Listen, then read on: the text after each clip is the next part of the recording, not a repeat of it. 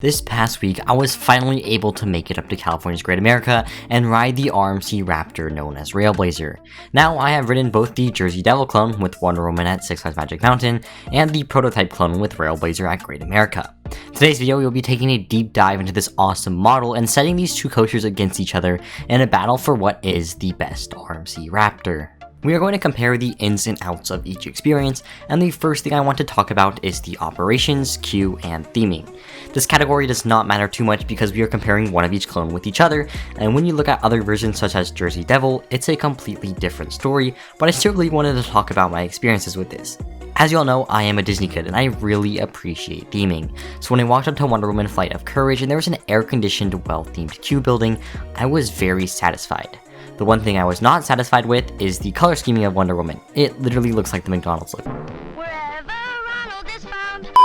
Now some can argue that Railblazer also has a very nice setting, and I can agree with this, but the rocks and water does not compare to the level that Six Flags did with Wonder Woman. Now for the operations, I can confidently say that both of these are the best in the park. Wonder Woman has the moving station, which not only ensures fast dispatches, it creates a much needed sense of urgency on the ride platform.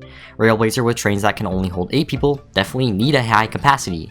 Now here's my experience with the operations here. I visited on an empty winter day.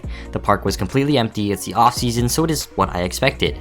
However, Railblazer was running 2 trains. This is not that big because Railblazer definitely needs 3 trains to run at good capacity, but 2 trains is still solid.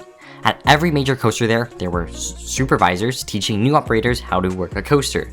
I even overheard a comment that you should wait for the riders coming back in the station. So yeah, these were brand new operators, yet they were pumping out trains in 30 to 40 second dispatches. They would dispatch new trains before one even finished the layout. So yeah, in a busy summer day, I can expect both of these coasters to have amazing operations and probably the best in each respective park. Okay, now that we got what differs between these two specific coasters out of the way, we can start comparing the entire clones with each other. The first thing that you will notice when you get to the ride platform is the difference in trains. Now Railblazer uses trains with rows of 8, which kind of makes sense given that the maneuvers that this coaster pulls is out of this world.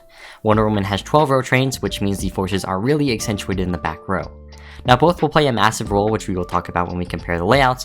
Also, another thing to mention is that both of the trains have these goofy restraints. I kind of hate them and I kind of don't.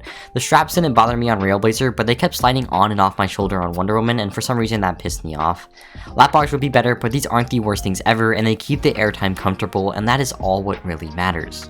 Starting off with the chain lift, I found Wonder Woman's lift hill to be incredibly fast. It almost felt like Emperor's lift hill, or like a cable lift you would see on something like I-305. Railblazer was just an average old lift hill. When you get to the top, there's a noticeable height difference in Wonder Woman. It's only like 30 feet taller, but for me it felt larger than that. Other than that, the views are not out of this world on either coaster. Now both of these first drops are quite amazing, and it is so hard for me to pick a better first drop. Now Railblazer does a quick U-turn before the first drop, and you have some speed going into it. It also is a full 90 degrees compared to Wonder Woman's 87 degrees, so the ejector is very, very strong. Wonder Woman on the other hand comes straight out of the chain lift, but with the longer trains, you still get an insane amount of ejector airtime in the back row, and it is sustained a tad bit longer on Wonder Woman than in Railblazer. It is so hard to pick between these two first drops because they feel so similar with each other. I'm just gonna say it's a tie. The next element is a dive loop, and once again they ride very similarly. The dive loop is an odd sensation of sideways airtime before being thrown upside down and back into the layout. Railblazer's dive loop is taken at a little bit more speed, so the forces are more prevalent, but that doesn't mean the forces are bad on Wonder Woman. It still is really amazing. These first two elements share the same sequence and ride very, very similarly, so I could say this first half is definitely a tie.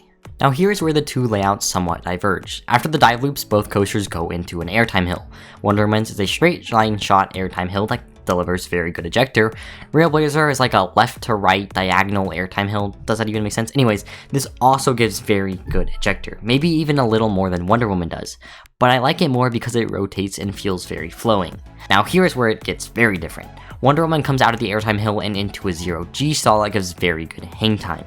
Railblazer does a weird turnaround that gives some good positive Gs, but the 0G stall is an added element on Wonder Woman, and I definitely appreciate it for what it does. Now the next similarity is that Wonder Woman does this quick turnaround and then drops off with ejector. Railblazer does these S-bends and drops off with ejector. Now here is where Railblazer makes up for the lack of elements. These S-bends are quick and snappy, and the ejector is much stronger coming off this drop than off of Wonder Woman's turnaround. This is one of the elements on Railblazer that I prefer way more over Wonder Woman. Next, Railblazer hits a cutback, which is way better than Wonder Woman's overbank turnaround. I really enjoyed the cutback on Railblazer, and this element really surprised me because I was not expecting it to be any good. Of course, I left out the part where Wonder Woman hits a 0G roll and a mid-course brake run. The 0G rolls are very similar on each coaster, they feel almost identical. RMC has really perfected their 0G roll, and it's a nice break from all the ejector airtime. Now I said that Wonder Woman had a mid-course brake run, and that's really my biggest thing that I like about Wonder Woman. It's much longer. After the 0G roll on Railblazer, you go into an overbank turn into the brake run, and that's it. The ride is really short. It's short and sweet in every way possible.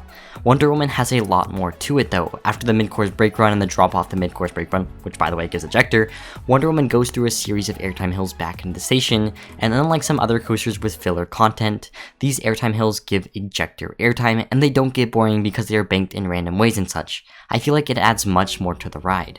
Another important thing to mention is that Railblazer has 8 car trains and Wonder Woman has 12 road trains, so Wonder Woman has the advantage of longer trains, which means the forces are accentuated better in the back, which helps because it has more longer drawn out inversions. Of course, I am really curious to see how Stunt Pilot's 10 road trains whip through the layout, because I haven't mentioned this before. I don't know how I haven't already. Railblazer whips through the layout, like insanely fast, like to the point where if you look at a recording of it, it looks like it's sped up. So yeah, that's why Railblazer is so good. Now the real answer to which one is the better Raptor is really up to personal preference. Like this is one of the closest matchups I can possibly think of. These coasters are 2 spots from each other in my rankings. If you're curious, Harry Potter and Escape from Gringotts sits in between them. I like theming, okay? So it can really vary. These 2 models are probably going to go back and forth on my rankings all the time, but after writing through 4 pages of script, I have came to a decision. So the best RMC Raptor is Wonder Woman Flight of Courage. And now this may be a really unpopular opinion, but I just really enjoyed it more than Railblazer. I thought Railblazer was too short and it felt a little incomplete. Wonder Woman fills that empty hole and makes it the coaster that I wanted Railblazer to be. Of course, Railblazer has an insane amount of whip and intensity, and it just hauls through the layout. But even with that, I don't crave intensity, and the added ejector and 0G stall on Wonder Woman makes up for the loss of pacing for me.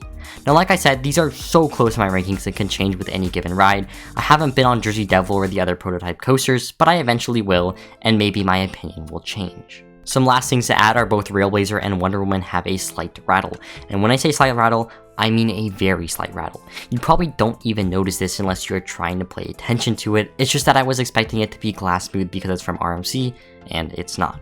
So yeah, that is my opinion on the RMC Raptor model. It's definitely inferior to iBox for my standards, but it's still an amazing model altogether. It also has such an exciting future. It's amazing that the prototype model is so intense already.